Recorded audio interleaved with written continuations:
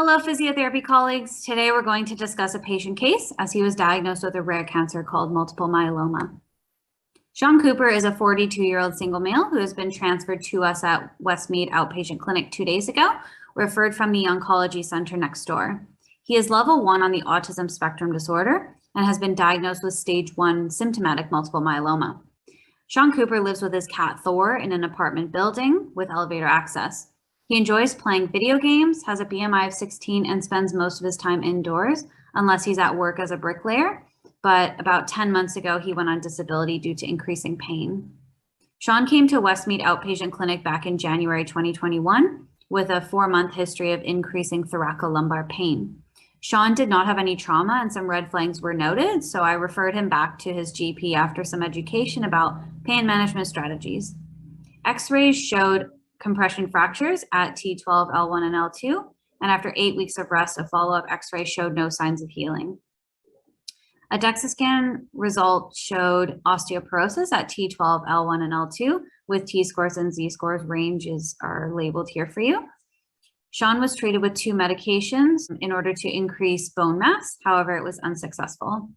Ultimately, Sean was referred to the oncologist who performed a bone marrow biopsy and diagnosed him with stage 1 multiple myeloma.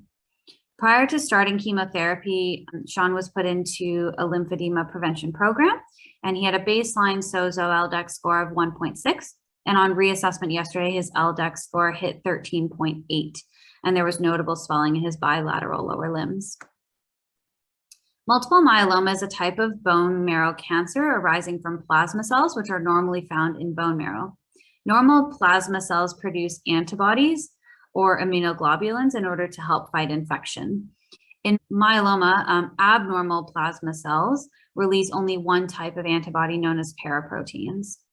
It is often through the measurement of these paraproteins that myeloma is diagnosed and monitored. Multiple myeloma interferes with the healthy balance of activity between the osteoblasts and osteoclasts, whereby the osteoclasts tend to work harder, so they wear away at the bone quicker than they normally should.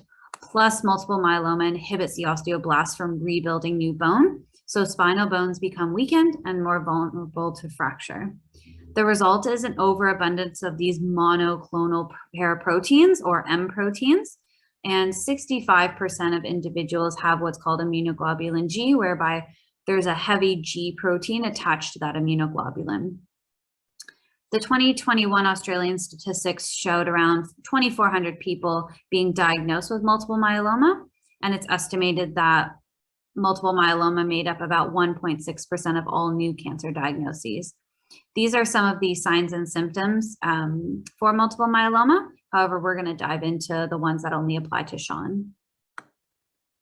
Let's take a step back and understand how Sean was diagnosed with symptomatic multiple myeloma. So Sean's blood work showed an M spike as shown here, whereby there was large amounts of abnormal immunoglobulin G protein on blood work. From the image in blue, you can see where the normal peaks and valleys are for somebody who doesn't have multiple myeloma. And then in green, you can see the peaks and valleys associated with somebody who would have multiple myeloma. On Sean's bone marrow biopsy, myeloma cells were found and identified, as depicted here in the picture. On the left, we have an image of what normally makes up our bone marrow. And on the right, it'll show the differences in the bone marrow of the multiple myeloma patient. So here we see these myeloma cells and immunoglobulin Gs as abnormal antibodies. And just remember that these large amounts of immunoglobulin Gs is what's causing this M spike back in his blood work.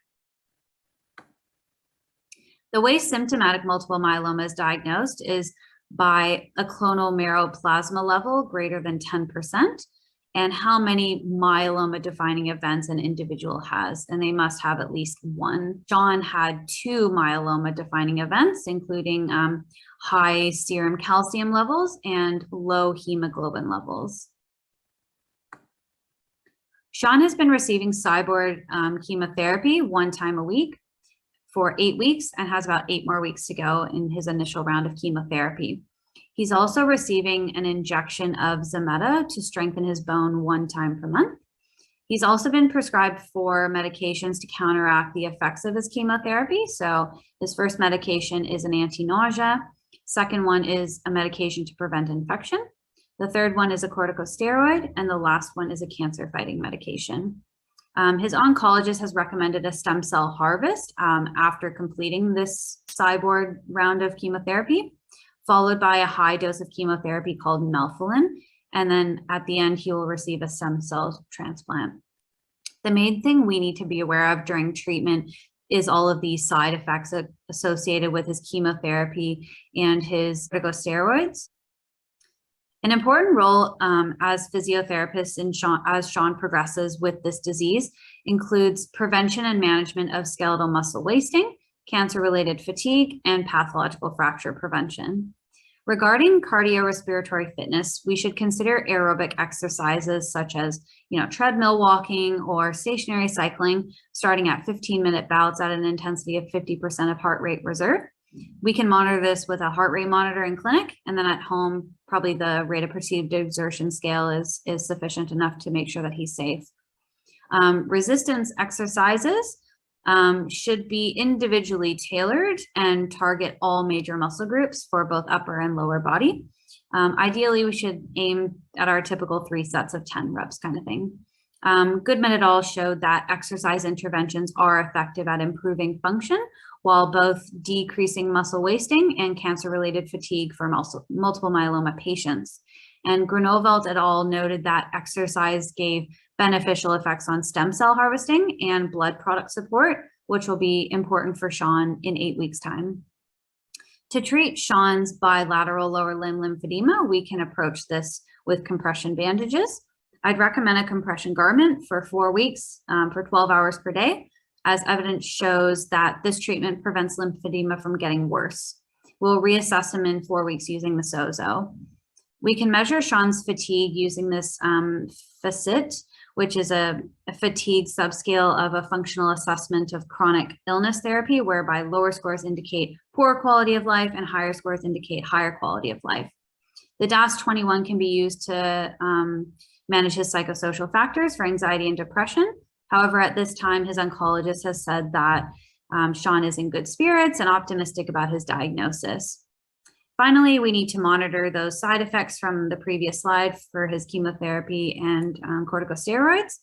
And just generally, we need to make sure that he is well and not super fatigued during our sessions. And finally, we need to make sure that we're taking those spinal precautions as those compression fractures are still relevant on X-ray and still found.